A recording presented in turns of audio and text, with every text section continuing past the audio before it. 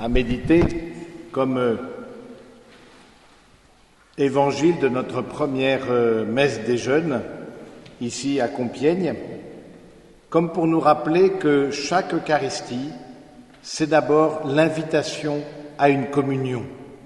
Et vous le savez, quand vous avez étudié l'Eucharistie au catéchisme ou vous continuez d'en approfondir le sens dans vos aumôneries et groupes respectifs, que le cœur même, le sommet de l'Eucharistie, eh bien c'est cette communion au corps et au sang du Seigneur. Au fond, oui, cette communion, ces noces auxquelles nous sommes invités, auxquelles chacun d'entre nous, nous avons part, parce que le Seigneur lui-même a préparé le repas. Et c'est bien de se dire aussi que ceux pour qui ce repas a été préparé, eh bien, on voit bien, ils ne sont pas venus. Alors, on croirait un peu décrire notre situation très contemporaine. Il ne tient pas compte de l'invitation. Peut-être vous aviez invité d'autres amis, d'autres camarades de lycée ou collègues de travail ou étudiants pour cette messe. Mais voilà, l'un a son chant, peut-être pas les chants, mais bon, en tout cas à ses révisions. L'autre a ses différentes activités. Et voilà. Et on voit bien que, au fond, par rapport à l'invitation que Dieu nous lance, eh bien le monde propose d'autres priorités. La première chose qu'on peut se demander si nous sommes là ce soir, c'est que nous avons entendu l'appel du Seigneur à une communion qui prend la forme de noces. Nous le savons, chaque Eucharistie, ce sont les noces de l'agneau, l'amour de Dieu qui se manifeste de façon à renouveler l'alliance avec chacun. Et c'est vrai aussi que parfois on peut être un peu découragé dans l'annonce de l'Évangile, même s'il ne faut pas l'être, on reste très humain, parce qu'on voit que même si on propose à la fois des célébrations de qualité, des rencontres de qualité dans nos différents groupes, eh bien, force est de constater que les ouvriers sont peu nombreux et qu'on aimerait qu'il y ait plus. Alors c'est vrai qu'il faut d'abord se rappeler que chacun est invité personnellement. Et nous sommes ici parce que nous avons répondu à un appel. Et nous sommes ici parce que l'appel du Seigneur sonne dans notre cœur, frappe à notre cœur, et que nous sommes venus pour être en communion avec lui. Et puis, on continue la parabole. Finalement, le roi se mit en colère, etc. Il fit périr tous les meurtriers. Et puis il dit, le repas, ceux pour qui le repas était prêt, mais ils ne sont pas venus. Vous avez peut-être expérimenté ça aussi dans vos vies, quotidiennes. Vous préparez une fête, et puis vous comptez sur la présence de quelqu'un. Vous dites certainement il va venir, il sait que. Et puis finalement cette personne n'est pas là, n'est pas au rendez-vous. Oui, alors cette personne parfois c'est nous aussi. Prenons-en conscience.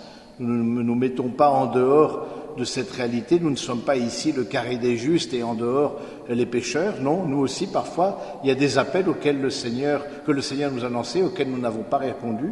Mais le Seigneur voit plus large. Allez à la croisée des chemins. Invitez largement ceux que vous rencontrerez, les bons comme les méchants. Et je trouve à travers cet évangile, justement, de cette invitation à la communion, la largeur du cœur de Dieu, vraiment ce désir que tous soient invités. Ce n'est pas d'abord une cohérence de vie, ce n'est pas d'abord une perfection morale qui fait que nous sommes ici, parce que si en termes de perfection morale on commençait à dépioter la vie de l'un et de l'autre, eh bien il ne resterait pas pierre sur pierre. Non, si nous sommes ici, c'est parce que d'abord Dieu nous appelle. Et il nous appelle non seulement nous, mais il appelle tous ceux que nous rencontrons dans notre quotidien. Allez à la croisée des chemins. Et puis, la salle des noces est remplie. Et puis, il y a un homme, visiblement, qui n'a pas le vêtement de noces. Alors, on se dit, il y a un peu une contradiction dans la parabole. Parce que d'un côté, allez inviter tout le monde de façon très large. Et puis, il y en a un qui est là et qui semble ne pas remplir les conditions. Et puis, vous savez, la fin, jetez-le dans les ténèbres, il y aura des pleurs et des grincements de dents. Mais c'est quoi le vêtement de noces ? Pour comprendre un peu la parabole, un peu rentrer. Il faut se situer dans la mentalité aussi de la Bible. Le vêtement, ce n'est pas simplement pour nous un vêtement, chemise ou t-shirt, etc. Le vêtement dit la personne.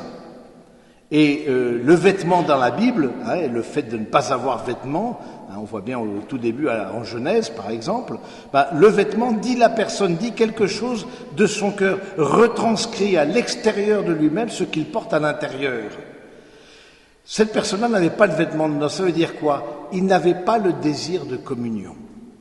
Il n'avait pas dans son cœur, comme d'une certaine manière, il venait goûter aux noces, mais sans en avoir vraiment le désir. Dans son cœur, c'était pas au rendez-vous.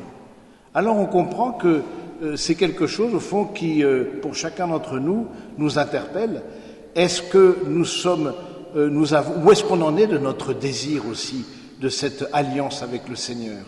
Est-ce que c'est simplement par habitude que nous participons de l'Eucharistie, pour ceux d'entre nous qui sont peut-être plus pratiquants, habituels? Est-ce que vraiment, dans notre cœur, il y a quelque chose qui correspond à cette invitation, ou au fond, on fait ça de façon assez routinière? Oui, le Seigneur nous demande et nous interpelle chacun d'entre nous. Est-ce que dans ton cœur, il y a une correspondance entre le don que Dieu fait de lui-même sur l'autel et ton désir de le recevoir intérieurement? Est-ce que tu as le vêtement de noces? Est-ce que tu t'es revêtu tu t'es revêtu du Christ, on voit bien dans le cérémonial du baptême, le vêtement blanc, c'est très très beau, cette partie du baptême, on se revêt, c'est-à-dire qu'on demande au Seigneur de revêtir notre cœur pour qu'il soit apte à être en communion avec lui. Et à chaque fois que nous allons nous confesser, eh bien, nous dénonçons tous les moments où nous étions peut-être dans cette invitation, mais nous n'en étions pas dignes parce que nous n'avions pas ce vrai désir ou cette disposition du cœur. Eh bien, on redemande que ce vêtement, eh bien, soit pas seulement extérieur, mais traduise une réalité intérieure. Et donc, chaque fois qu'on va se confesser, on va demander à nouveau au Seigneur cette aptitude à rentrer en communion avec lui. Alors je crois que c'est une belle parabole qui nous est donnée pour commencer notre année, et c'est particulièrement cette messe des jeunes, à la fois l'invitation à aller, à inviter, à être missionnaire, ça c'est tout à fait clair. C'est pas pour rester, le pape François dit attention à l'entre-soi, qu'on soit qu'entre gens bien pensants, qu'entre gens qui pensent la même chose, cette messe-là n'a de sens que si elle invite plus largement. Et puis ensuite, mais en même temps que cette invitation à être missionnaire, cette invitation à ce que, au fond, cette communion eucharistique corresponde dans notre cœur à un désir de communion et de communion fraternelle avec tous ceux qui nous entourent.